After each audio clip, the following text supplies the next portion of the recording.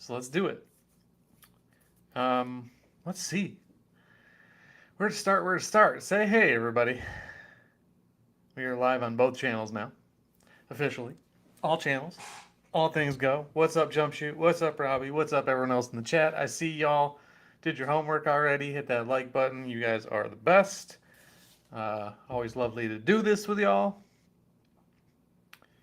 Let me let the folks know that we are live because I always forget to do that until after we are live. And now they know we are live. All right, we got some trades. How about that? Let's start with some trades. It's that time. What's up, Blue Ball? What's up, TJ?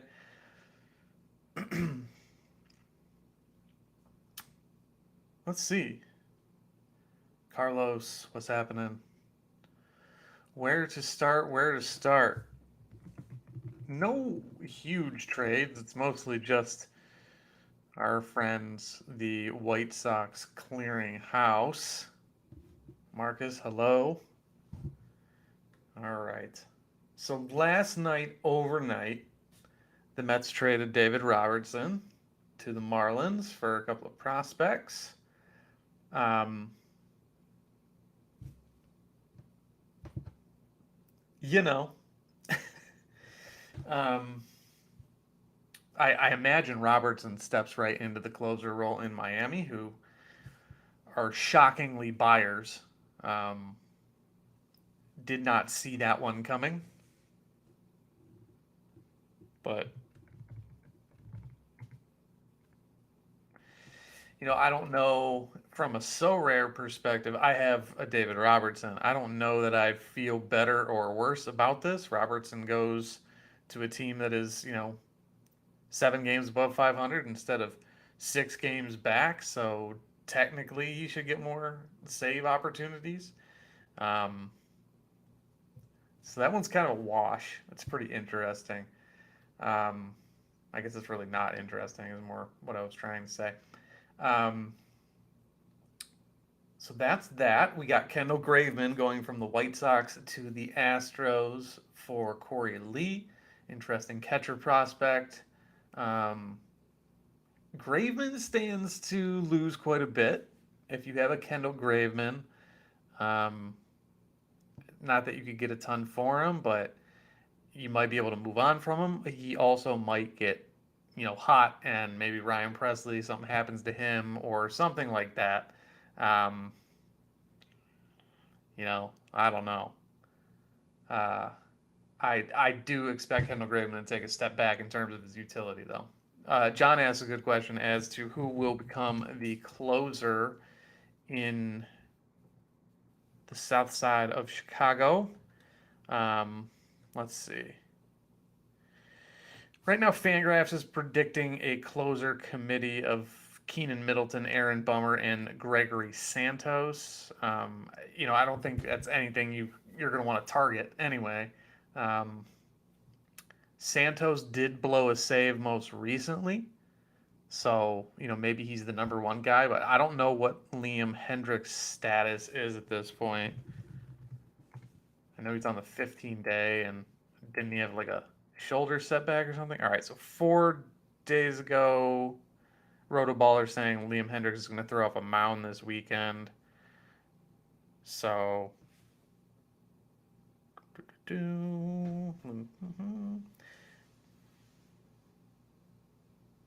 yeah, that's actually 3 weeks ago that we heard that. So maybe he's close. Velocity up.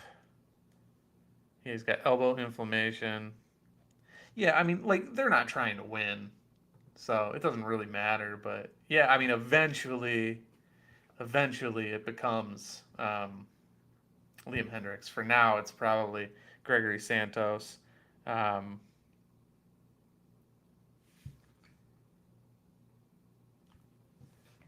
but nothing too crazy. But yeah, Kendall Graveman's going to take a step back for sure. And then, okay, so we get the Lance Lynn trade. Lance Lynn and Joe Kelly to the Dodgers. Um, Lance Lynn's in a better position. He's not a better pitcher now. Uh, he's a guy who can have great games. He's a guy who can have horrible games. He's had plenty of both. I think he's got something like a 7.72 ERA and had a 16 strikeout game this year. Okay, his ERA is down to 6.47. So, but yeah, 144 Ks and 120 innings. Um, the nice thing in Sorare is, a strikeout washes out a run. So, as long as, the strikeouts to runs ratio is positive, then you end up positive. So, in that case, Lance Lynn winds up a pretty decent play week in and week out. And then he can just have absolute blowups like he did earlier this week and put up a three. So that's the Lance Lynn experience, and now the Dodgers get to experience that. But I mean, he's a tenured veteran. He's solid. They also get Joe Kelly, nice addition to the bullpen. He goes back to LA, but I mean, he's got a 5 ERA, 41 Ks and 29 innings. So, um, did he get optioned? Is that true? I feel like they would have to waive him for that. On MLB.com, it says Joe Kelly's status is reassigned to the minors. So I don't think that's true, but regardless, Joe Kelly in that Dodgers bullpen, there's just so much going on there. Like, I think he's going to take a step ahead of. He probably ends up in that Brusdar Gratterall, Caleb Ferguson area, but I mean, I would still go with Gratterall and Phillips with more, right-handed innings than Joe Kelly. So probably a lateral move for him, but more chances at holds because it's going to be a better team. So those are the trades. They are small. We will get more and more if we go back a little bit. Like Met Rosario for Noah Syndergaard. That doesn't change anything for us. There was the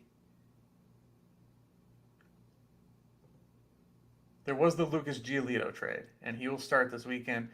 Reynaldo Lopez also in that deal, so he goes to the Angels. He'll probably be a setup guy there the same way he was, but better opportunities for Lopez. I think Lopez comes out the best in this trade. Starting pitchers when they're traded, it doesn't really affect much unless they get moved to the bullpen or if they're in danger of getting moved to the bullpen. So any starting pitcher trades you see in the next couple of days, the deadline is on Tuesday. Generally, people are trading for starters to use them. So that's that.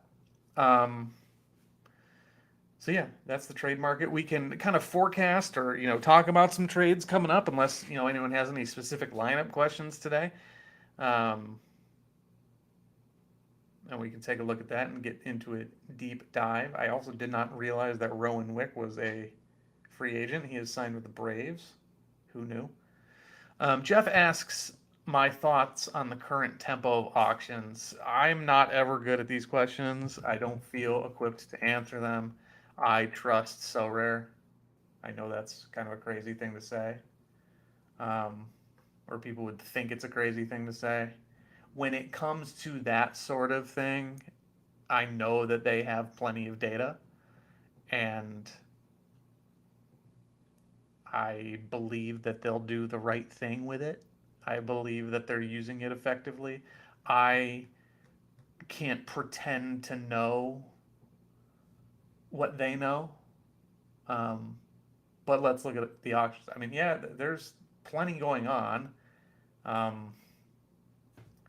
don't know, man. I don't know. I don't have an answer for you. I'm not buying anything on auctions. Like, half the reason I don't know what to say to you right now is I literally have not looked at the auction block for 2 months. I don't know that there are deals to be had.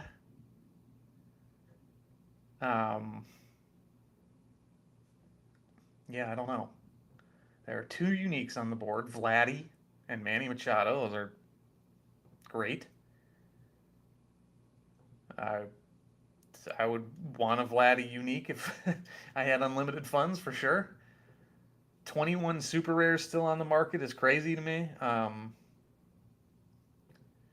Christian Encarnacion Strand, 1 of 100. That's pretty solid. Our guy Doc Screw winning that one currently. I see a George Soriano. A lot of nobodies other than Encarnacion Strand. So we got some rookies. We got Jordan Westberg. We got Quinn Priester. Jordan Alvarez is on the block. Jake Fraley. Marco Luciano. Nice. Yeah, there's some good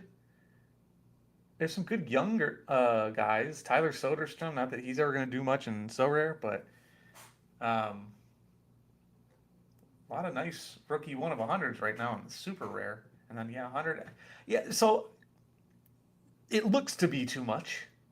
I don't know that prices are diving or anything, but um, just looking at the amount and my understanding of if people are purchasing things, I would say that this looks to be quite a lot. Quite a lot, yes. Like Carlos said, a lot of nobodies. I'm looking at Jose A. Ferrer, and I don't even know who that is. See some Jose Quintana, some Mike Moustakas, so some mid 2010s All Stars on the block, but yeah.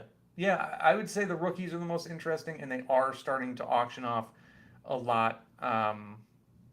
A lot of Jordan Alvarez now that he is back. So good time for that. But yeah, that's about as much as I have to say, as much as I have to offer about what's going on the auction block. I would imagine that purchases are not coming in hard and fast right now, so not too much there. All right, Giacomo wants to look at the starting pitcher matchups, so we will do that.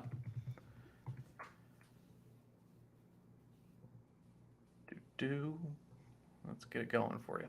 All right. Here we go. Back at it. All right. So Arizona at home versus Seattle.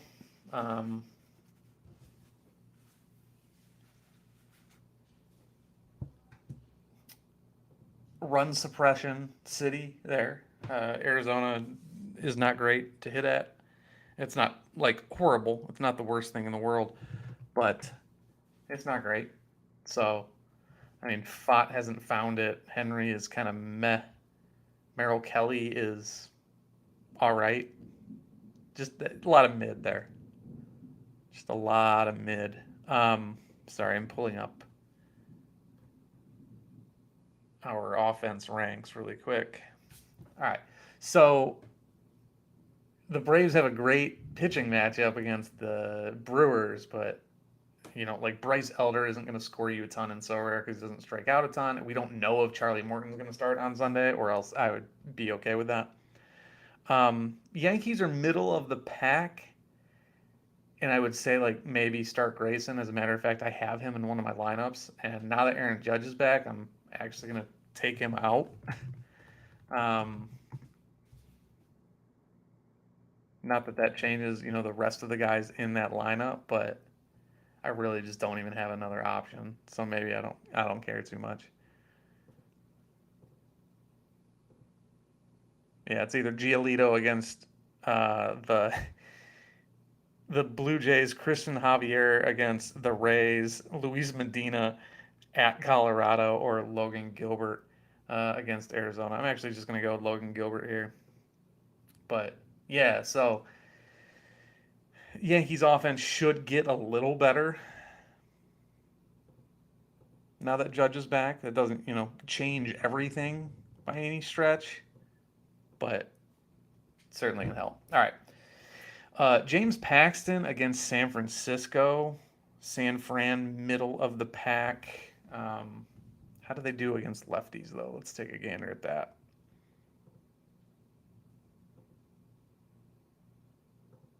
Team level, advanced, against lefties.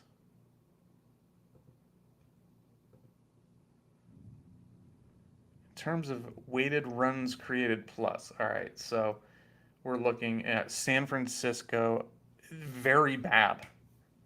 San Francisco has been horrible against lefties. They platoon a ton, but 87 or 85 weighted runs created plus against lefties. That's tied with Milwaukee for the second worst. So James Paxton is a guy I really like in that case.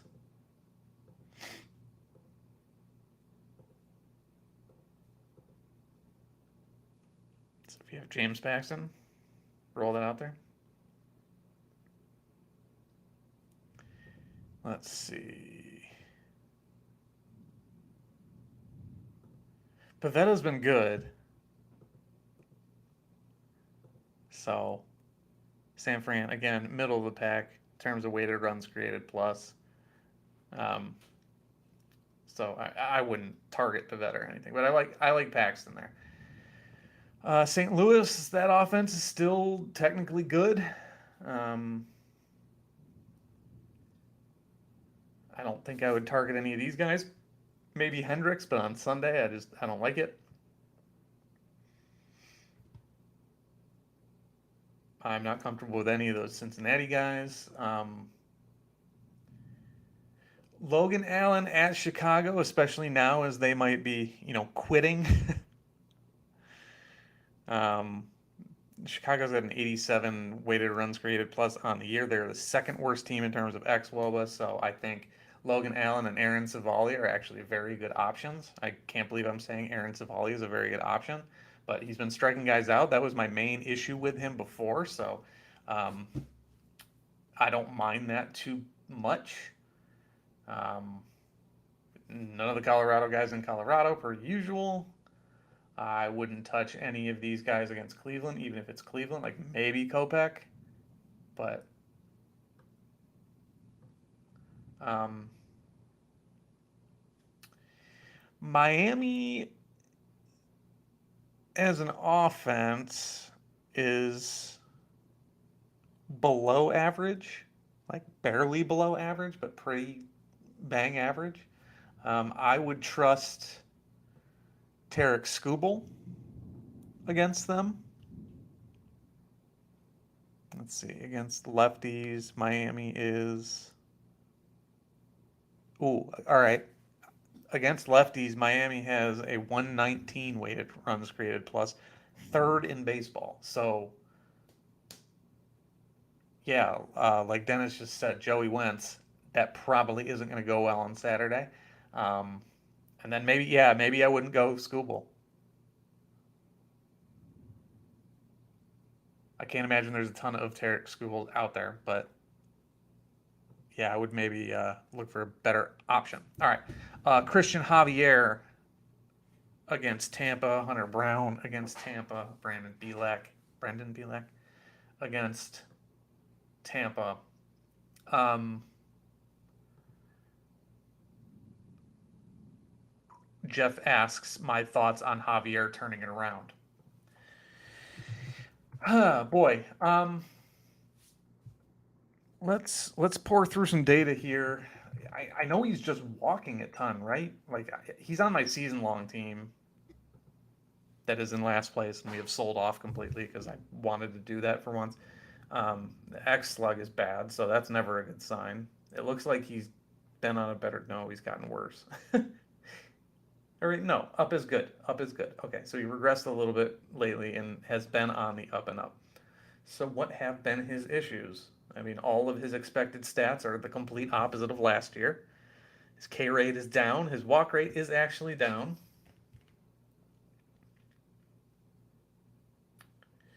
So when you have such a drastic change in expected stats, you got to drill down a ton and a few more line drives.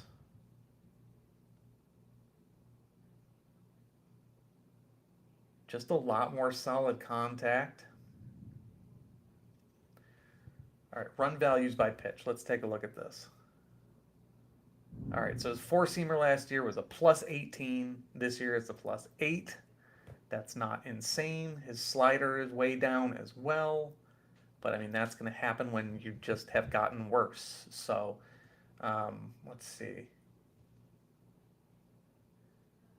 All right, so his whiff rate on his slider is way down. His whiff rate on his curveball is way down this year. Whiff rate on the fastball is just a little bit down. Whiff rate On the changeup is way up, but he barely throws that. Expected everything higher and higher, especially on that fastball. So yeah, there's an issue with the fastball, it seems. 93 active spin this year, down from 95. That's not crazy. It's down about a mile an hour.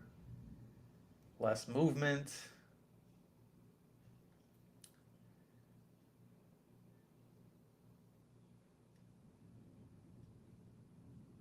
Where is he struggling? In the heart of the zone, so he's getting hurt in the middle of the zone. Nobody's ever really chased against him.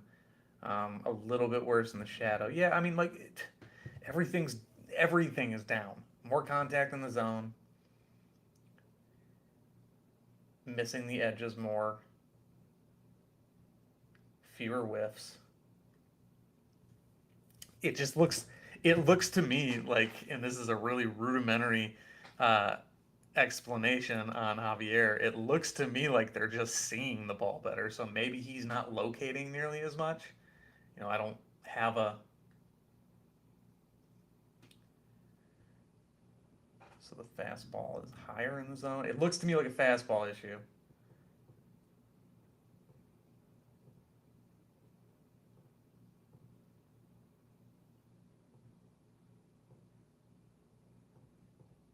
Definitely was locating the slider better last year. Definitely was locating the curveball last year. Yeah, so okay.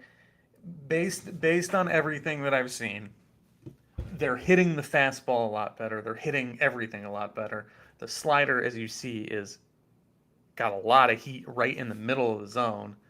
The curveball actually looks kind of good, but if you look at the curve, um, last year he was hammering the bottom of the zone, get a little bit on the outside. Slider was, where a right-hander would want to put a slider right there. He was living on the edge of the zone with his off-speed pitches, and then he was able to run that fastball up there. So he doesn't have a very he doesn't, he throws like 92, 93. It's not a very overpowering fastball, so you need to play it off of his breaking pitches. And if you look at the heat map of the breaking pitches last year, like this is a pretty solid slider. Let me zoom in a little bit more. This is a pretty solid slider heat map last year, and the curve is exactly where you want it, like right at the bottom of the knee and below. And then the fastball is just a little more in the zone. If you look at this year, the slider moves back into the zone a lot, right in the heart, and the curveball is either way off or it's up. So to me, it looks like he is not locating his breaking pitches well at all. And then when he's throwing that kind of meh slider or the meh fastball, guys are hitting it. I'm not a pitching coach. I just like this is what's available to me, and I love pouring over this stuff. But there aren't huge differences in his spin rate. There aren't huge differences in the metrics of his pitches, other than like the performance values. And when you look at the heat maps, it just looks like he's not locating anything. Yeah, Robbie said Javier had a crazy good rising fastball. Um, that was the case. I remember people talking about that last year as like, wow, this is what has changed. But the spin rate, I don't think changed. Let's see. Four seamer. It is dropping more. An inch and a half more of drop.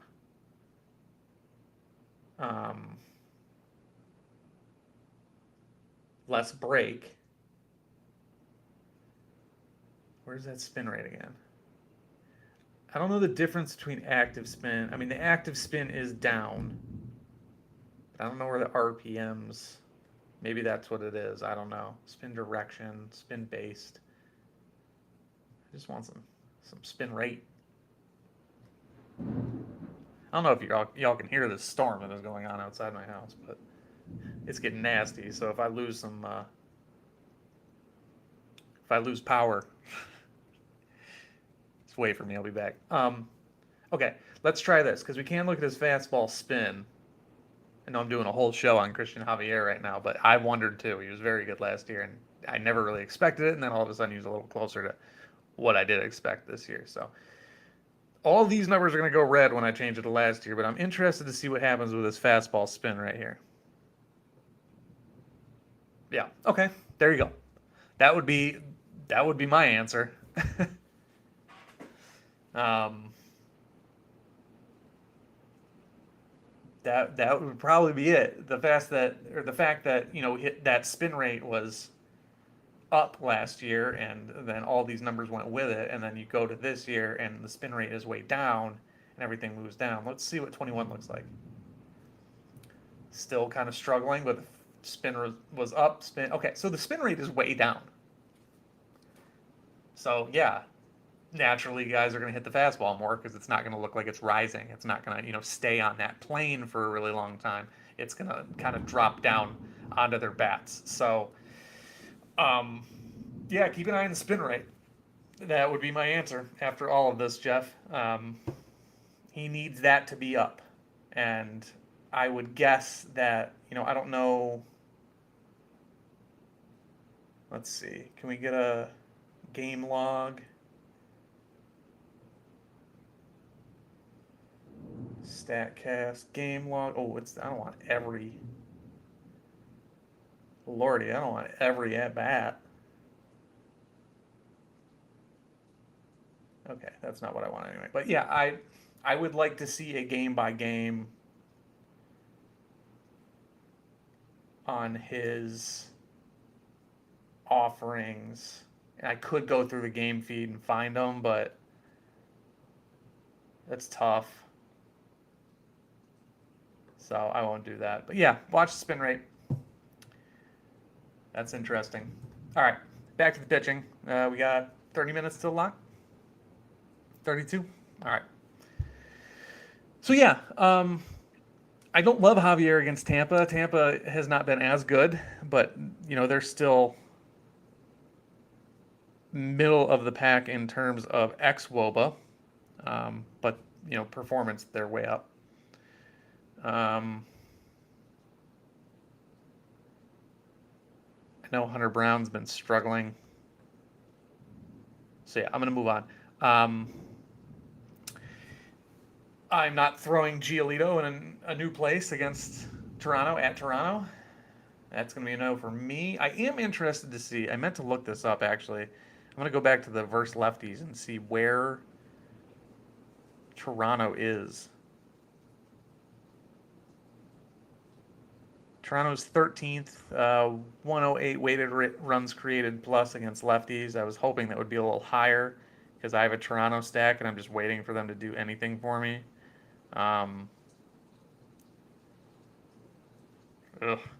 20th in slugging against lefties. It looks like they're just hitting singles off of lefties.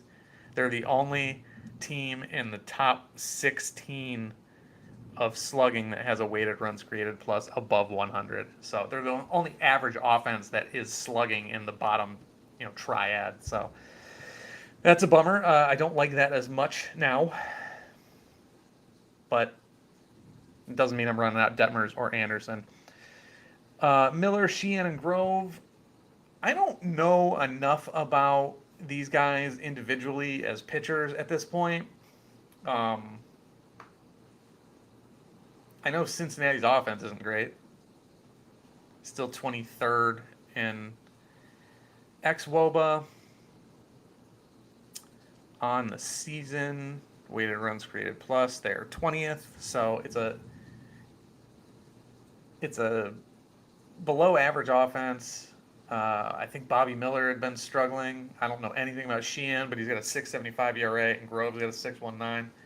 Booyaka, Rey Mysterio, ERA.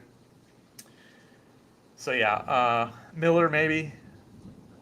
The other two guys I wouldn't worry about. Now here are some guys that I like, and I'm going to pick on Dennis's boys a little bit, but Braxton Garrett has been hot. Let's take a look at the Braxton Garrett Savant page. Look at these last 100 plate appearances. My man has got it going. These numbers are horrible, but so are the Tigers. How do they fare against lefties? Something tells me bad. Ooh, much better against lefties than overall. 22nd with a 93. So maybe I don't love Garrett as much, but I still like him. Luzardo, I think, is our top projected pitcher this week after our late adjustment. Yes, no? Yeah. Top projected pitcher, Jesus Luzardo. So I like Garrett. I really like Luzardo. Um, how's he doing? Yeah. I didn't know he went to Stoneman Douglas. Um, yeah, Luzardo's been good. He's staying good. He's facing the Tigers. That's a good spot. I hate starting pitchers on Sundays, but it's a dice roll worth rolling, I think. Okay. So there you go. Skip anyone against Atlanta for eternity. Sonny Gray, Bailey over, even Kenta Maeda. Go ahead and roll them against the Royals.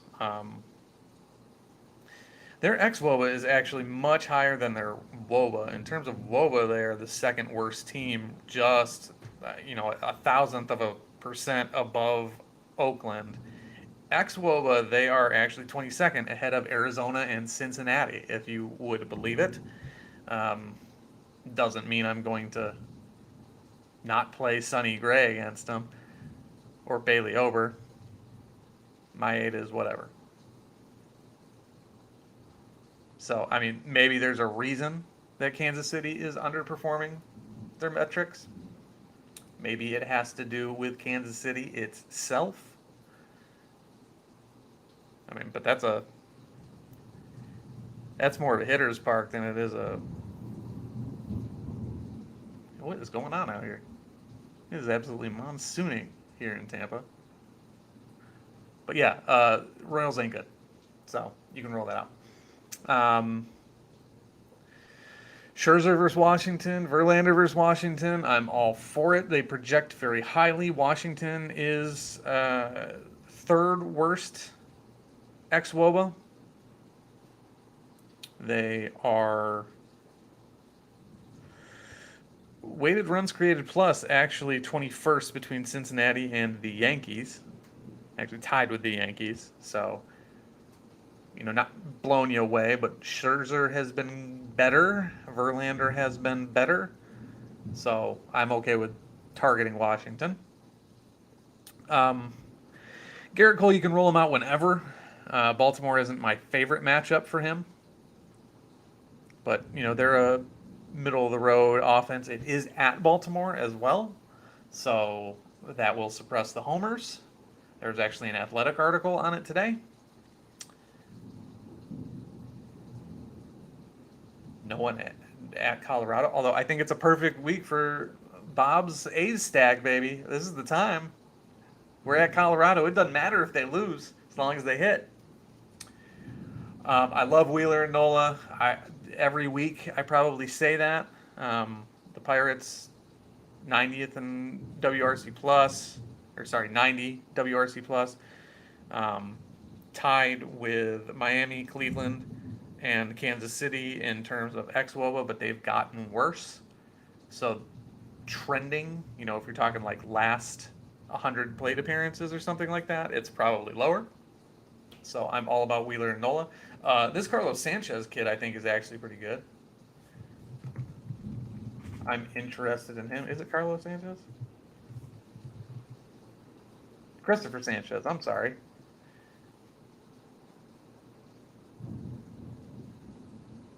Ooh, his Statcast numbers are not good. Walk rate's good. Virtually no spin on his fastball, so maybe a little smoke and mirrors there.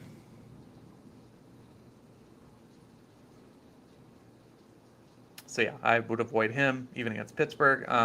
Keller's whatever. I'm not touching Priester yet. Hill, no thanks. Let's see. I don't want to start anyone against Texas, but these are three decent pitchers.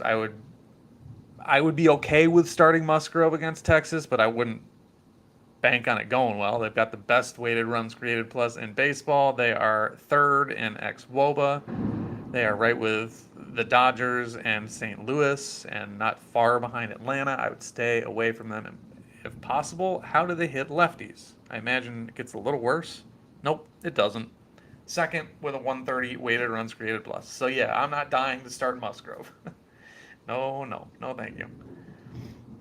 I'm not even starting. I'm not even dying to start Snell, but he's been good enough, so you can roll either of them out. I would just, it's the Sunday thing. So, um, Gilbert and Castillo. Let's see. Can we find anything here? Overall, Arizona is ninth. They are above average. They are ninth against righties. They are very low in K rate, so that does not bode well for Luis Castillo, especially because he makes his hay as a strikeout pitcher. So if he can't get innings, then he's not going to score well. So I don't like either of these matchups. I would say maybe Gilbert over Castillo, but Castillo's probably still the better pitcher. Um, yeah, this is not a great not a great week for pitching. So it's most likely just going to be like throw it against the wall and see what happens. Let's see.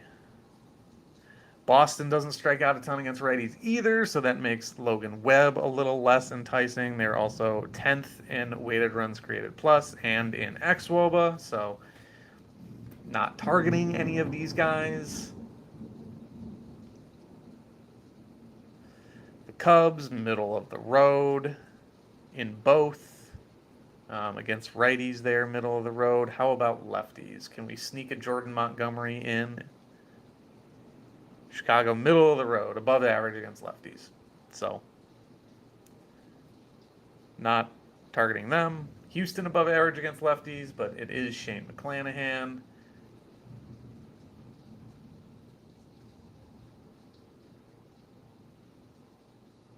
Houston is actually kind of meh against righties. So Glasnow, I think, is a pretty solid play. I don't think I have him in any of my lineups, but I definitely have him. Nah, I just have better options. So I'd be okay with Glasnow.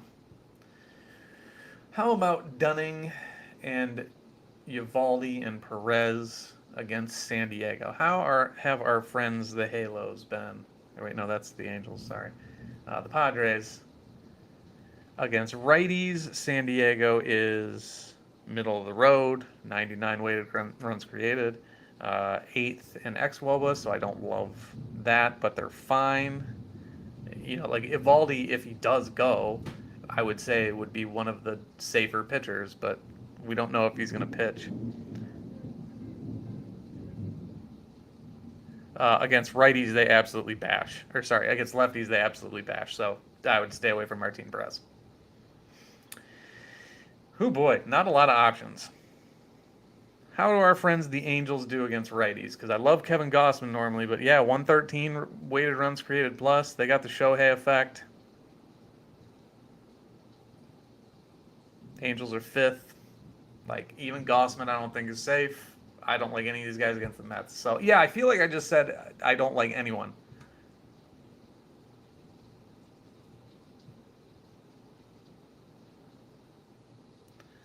All right, Brandon says he uses the fantasy forecaster for pitchers.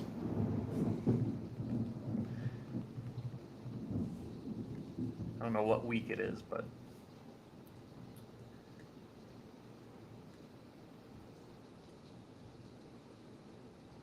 all right. So this weekend, Merrill Kelly 9-7, Charlie Morton 9-6. Here, I'll get over here. Grayson Rodriguez 10-8. I do like that. No Trout, no Drury. Yes, indeed. Paxton a 9.8. I do think he should be. I like him more than Grayson Rodriguez, but ooh, Talion 9.2. That's interesting. Even these are low as hell. All right, I mentioned Alan Savali. They project well. I said stay away from these guys. Tarek School on a 10.2. Christian Javier 13.5. All right, so ESPN seems to think that the Houston pitchers are in a good spot. They like Bobby Miller and Emmett Sheehan, so they love they love Luzardo. I am just getting bombed over here. This is crazy. This is as bad a thunderstorm as we've had this summer so far. Scherzer and Verlander, they love, love, love, and I agree. I haven't gotten to Philly yet. Okay, yeah, same thing. They like Garrett Cole. All right, so these are pretty in line with how I felt. They seem to really love the Padres guys, so that makes sense for you, Brandon. They like Castillo a decent amount. All right, Gossman, they like Manoa. So yeah, that's interesting. You know, I don't know what goes into it. You said straightforward point system. I'm interested in. All right, so I'm gonna go back to that limited AL lineup where I put Gilbert in, and I'm actually gonna run out Javier because they like him a lot more, and I'm gonna put it to the test, and we will see.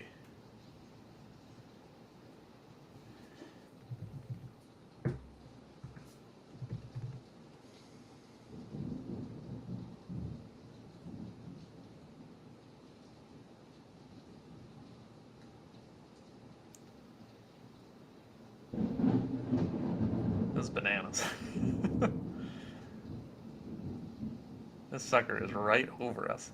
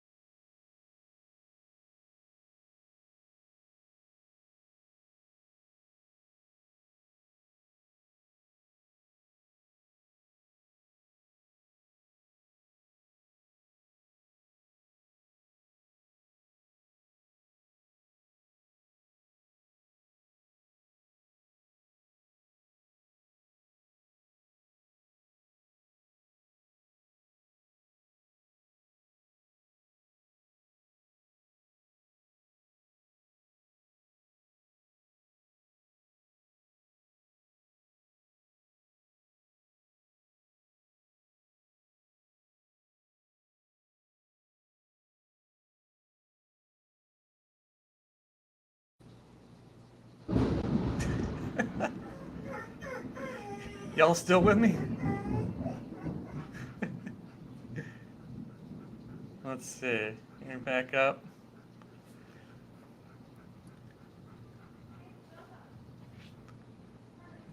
Go there? Okay, we are back. I got a very scared dog with me. Um, let's see. All right. What's up? All right. Um, well, if anyone has any questions for me, I will gladly answer them here in the next 12 minutes. But otherwise, I'm gonna hop off.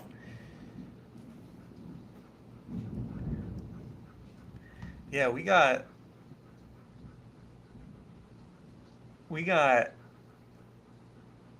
I've never heard anything like it. There's a strike like directly out my back window here, uh, and it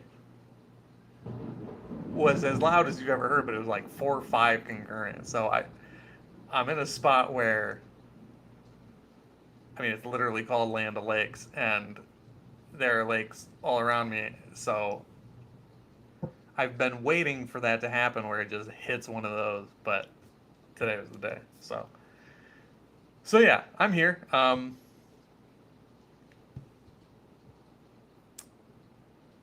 If y'all have any questions, otherwise we can end this 10 minutes early.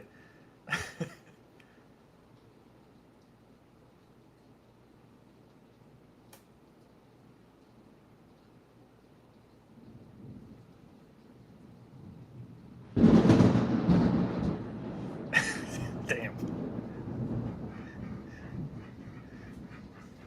Let's see.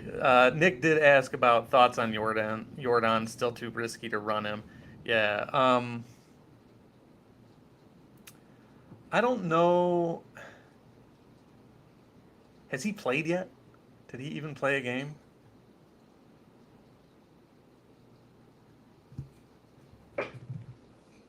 If he's gonna play, I don't think he's like too risky. I do imagine that they'll sit him every now and then. Yeah. Okay. So he did play one game. He doubled. Yeah. I bet they'll sit him, but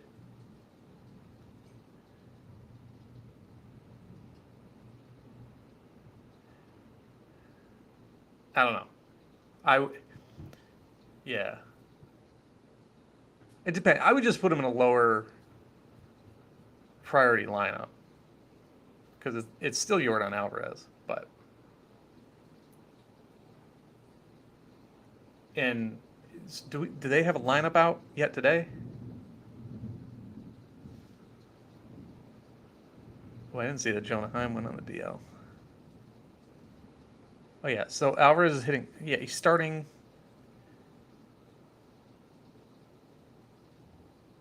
hitting fifth, facing McClanahan today, right? Yeah, I don't love that. And against Glasnow on Sunday, like I don't know that I'd be dying to get to him. Like the Taj Bradley game's nice, but Glasnow's so good, and then you got a premier lefty today.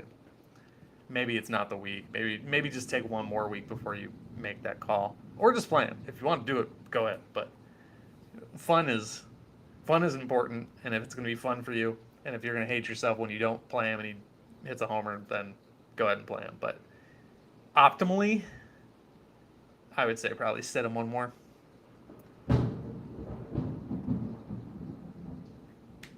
How high do I have Yelich? Quite high. Quite high. I think I got him around a 28, which is pretty solid this week.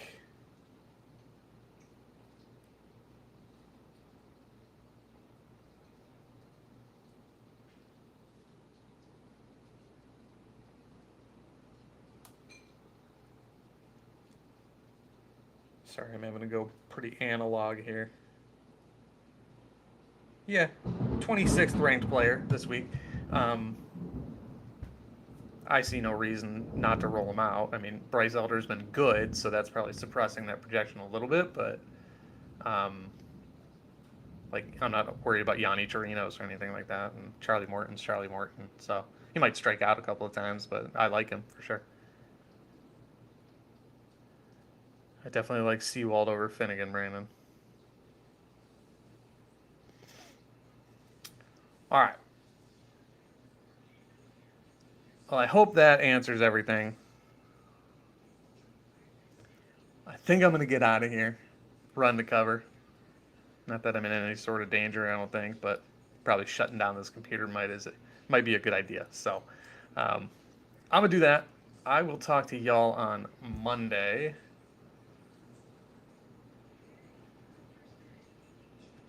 And yeah.